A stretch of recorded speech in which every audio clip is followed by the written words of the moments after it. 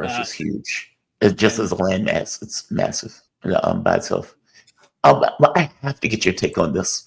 This came out, I believe, this morning. At least I saw it this morning. Trump's Middle East envoy forced Netanyahu to accept a Gaza deal he repeatedly rejected. Now, there are all sorts of commercials on this page that Haaretz is basically trying to make as much money as they can. But putting that to the side, last Friday evening, still Witkoff, U.S. President Donald Trump's remote jobs hiring urgently. Could you follow that link, John? Yeah. So basically, long story short, it says that the envoy pushed Netanyahu to accept the deal.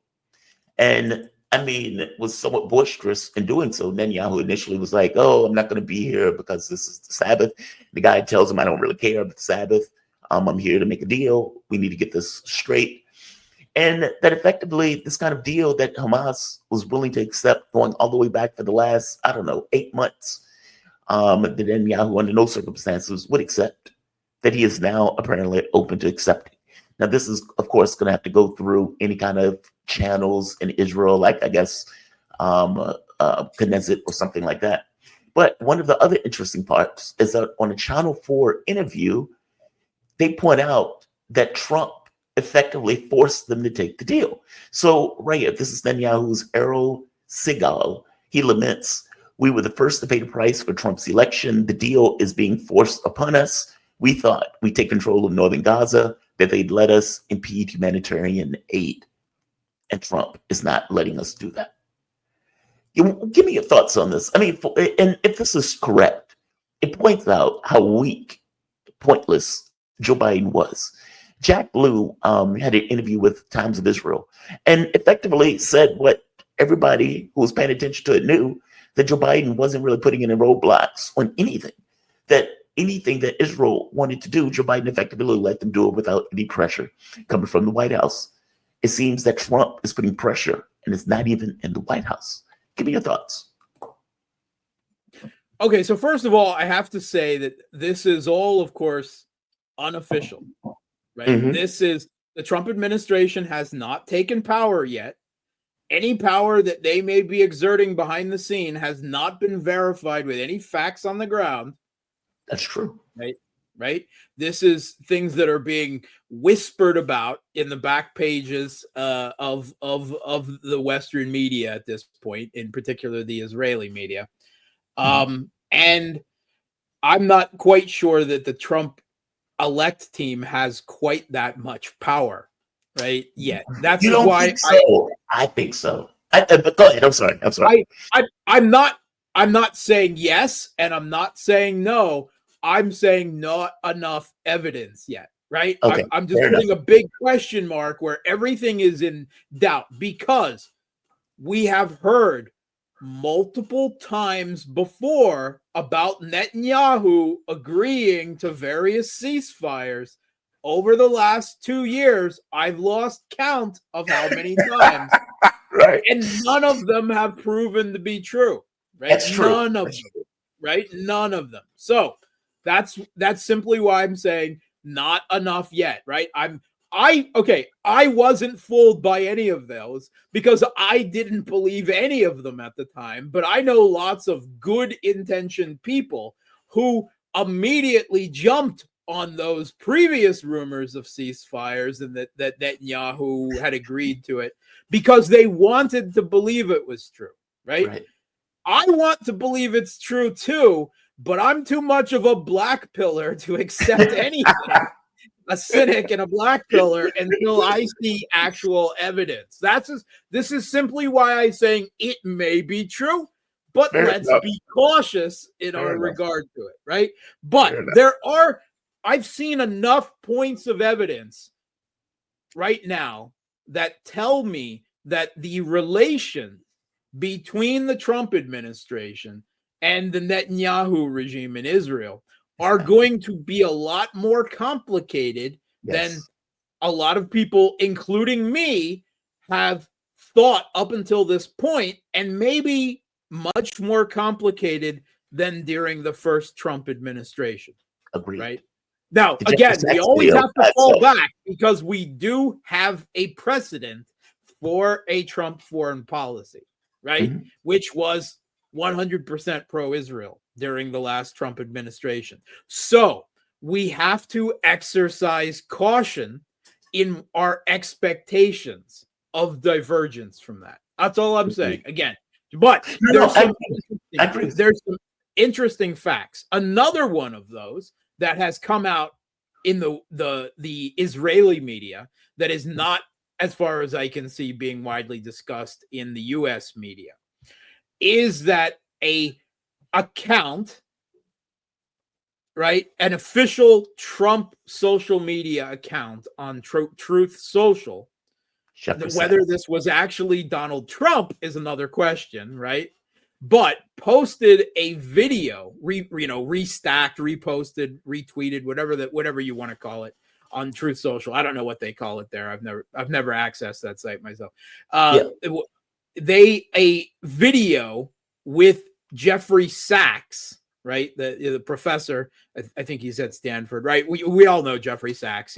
He has become a Damascene conversion, serious critic of U.S. hegemony around the world, right? And he has very widely spoken negative criticisms of Israel, of the Israeli government, of U.S. policy under Joe Biden and elsewhere.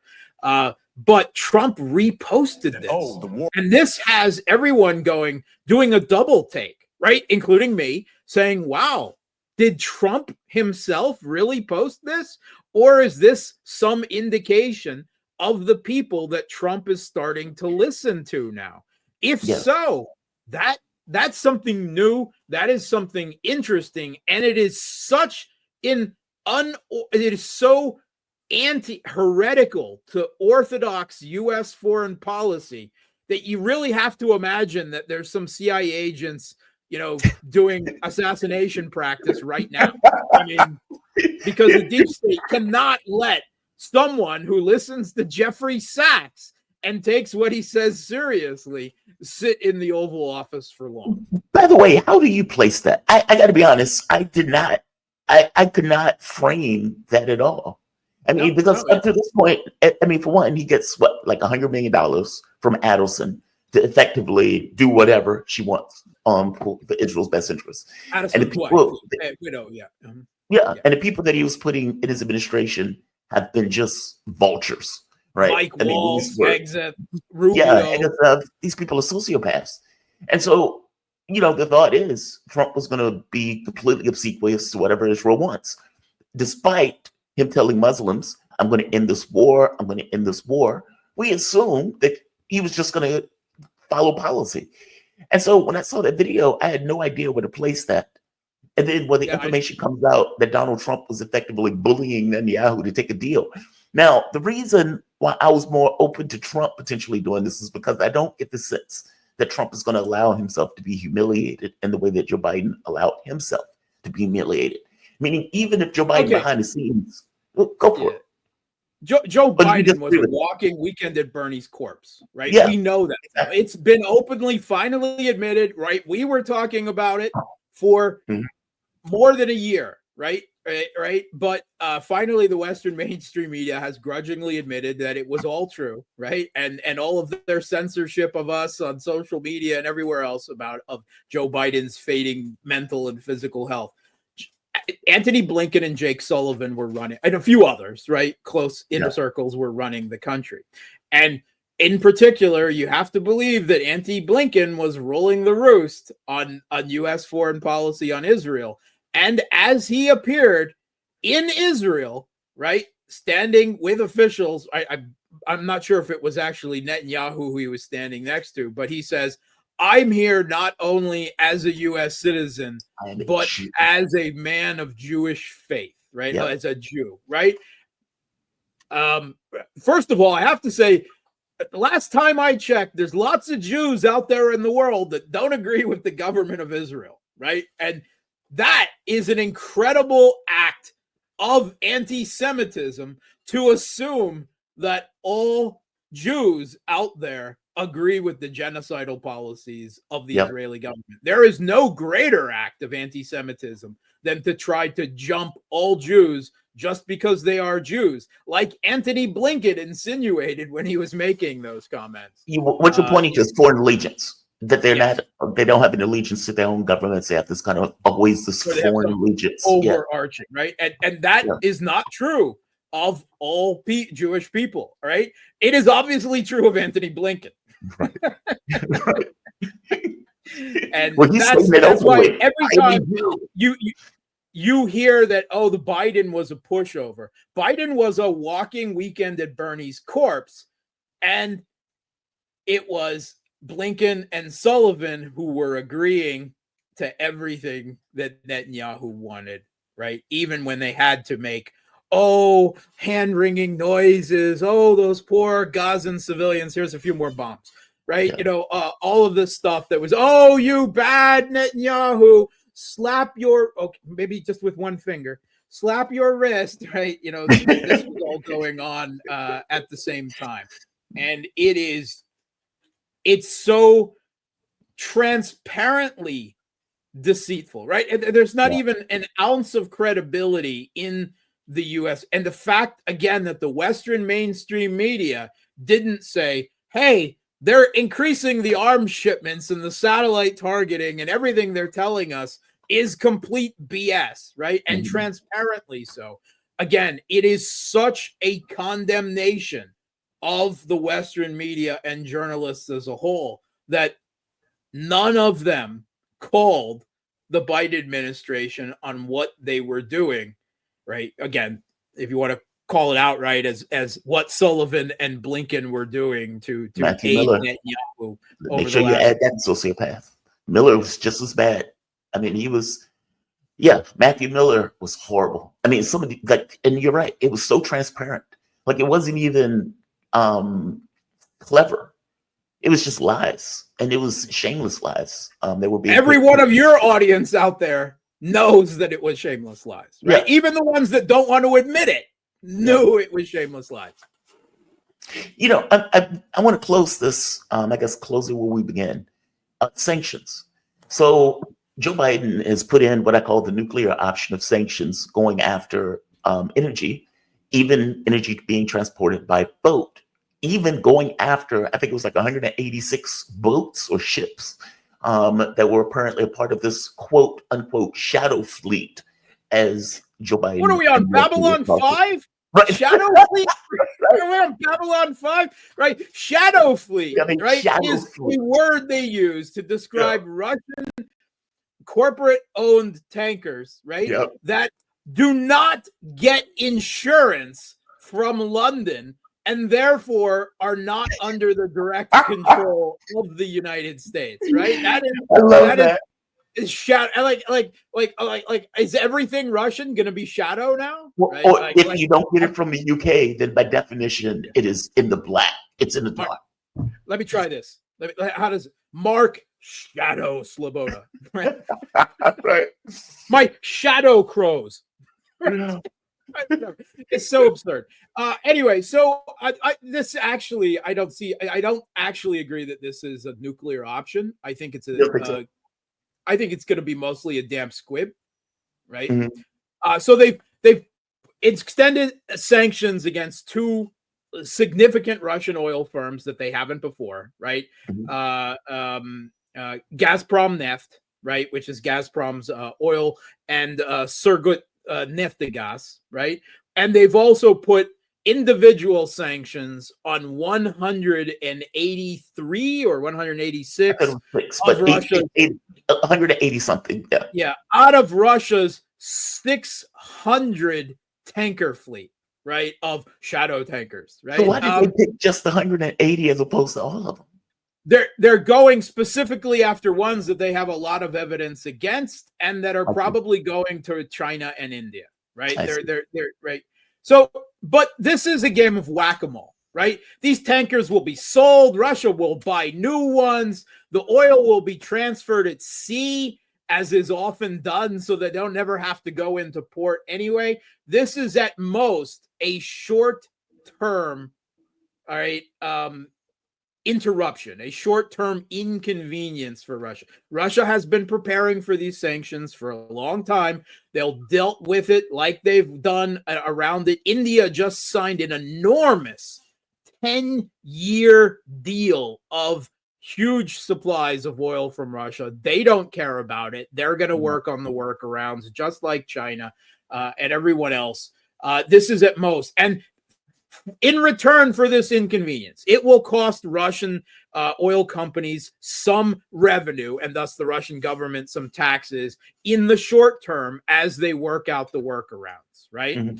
But that's also already pushing the global price of oil above $81 a barrel. This has been the whole problem all along in sanctioning the world's biggest commodity supplier, because you try to rake away their profits and putting sanctions on there, and all that does is mean that they make more money on the oil that they do sell. Right? You can see where that leads to internal contradictions. Ultimately, yes, okay, so there will be some revenue lost in the short term with workarounds, but ultimately all it will do is insulate the Russian economy further from future Western sanctions, right? And their ability in the regard. And it is going to raise prices, right, on oil, which means inflation for you out there listening to this. You are going to bear the brunt of the cost, because that is the way the global energy market always works, is that the end user will pay ultimately for the majority of the costs of interruptions of supply and distribution. And Joe Biden himself admitted in an interview that it could backfire and that American citizens will probably experience a 3 or 4 cent rise in the price of gasoline. It's going to be a lot higher than that if these sanctions are continued on this. And Trump may just throw them out. Let's be perfectly honest about that. They're trying to talk about, it will be difficult for him to throw it out. No, it won't. That's actually false, because this is being done with an executive order. And while there are ways for Congress to overrule an executive order change by the president, they are very severe. It's like trying to impeach a president. It is not easy to do. And that's not going to happen with Trump, with the new Congress coming in. They could resist him on other things with sanctions in the future. But when he comes right out and says, these sanctions are just going to hurt American consumers and they're not going to hurt Russia that much, and American consumers don't need any more inflation at this point, no one is going, well, some Democrats will argue, right? Lindsey Graham will argue, but not enough people. So Trump will, if he so desires, be able to throw these sanctions out right away. And if he doesn't, Russia has long been prepared for this, right? And like I said, short-term interruption, that's the most they're going to get out of it. And just to back you up further, Jen Psaki agrees with you. This was during the first time around when Joe Biden passed those sanctions. And Jen Psaki is being asked, hey, is this going to hit Americans?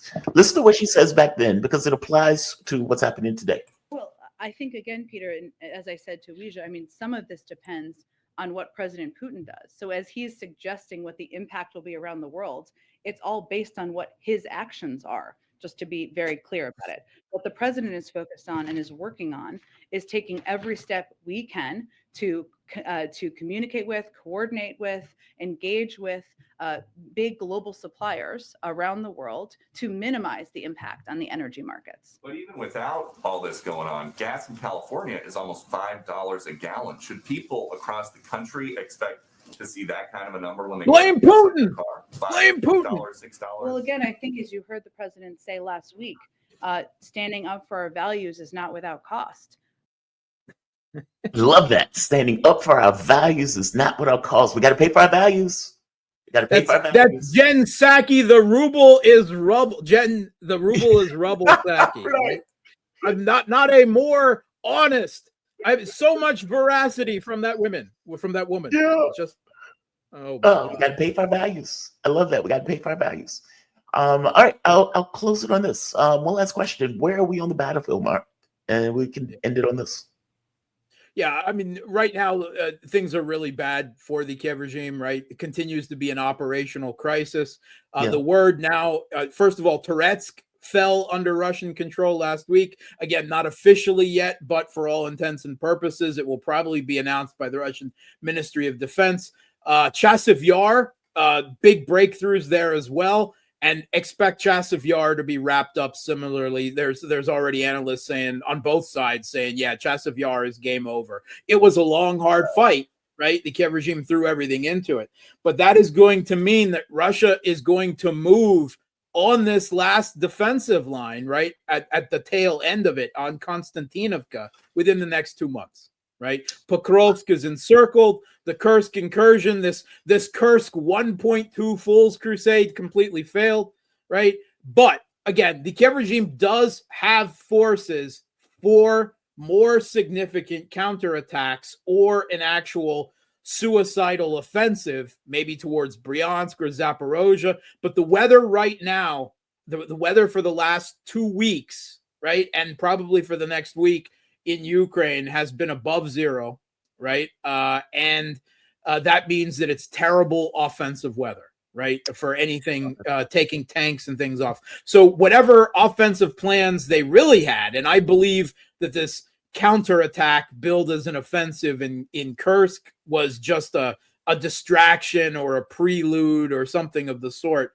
But whatever other plans they have is on pause, primarily because it's really bad weather. But expect if the temperatures drop below, say, minus 10 Celsius, 10 degrees below freezing, for more than 2 weeks, that is when you should expect to see big offensive pushes by either side. But again, the Kiev regime is not done yet, and they've stood up 14 new brigades. How willing they are to fight is an open question.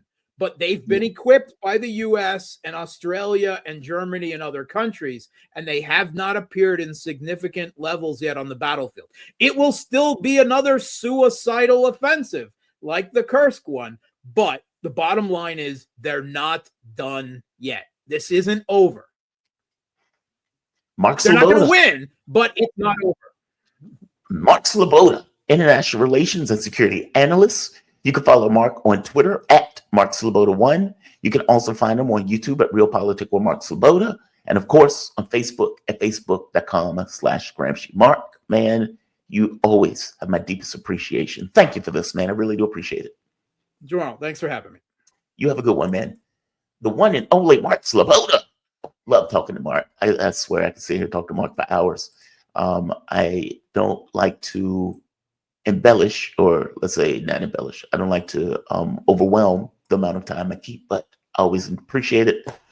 And from standpoint of analysis, he has some of the best analysis you'll find on just foreign policy in general. So yeah, I'm always deeply fortunate to have a conversation with him and to be able to share that point of view with you.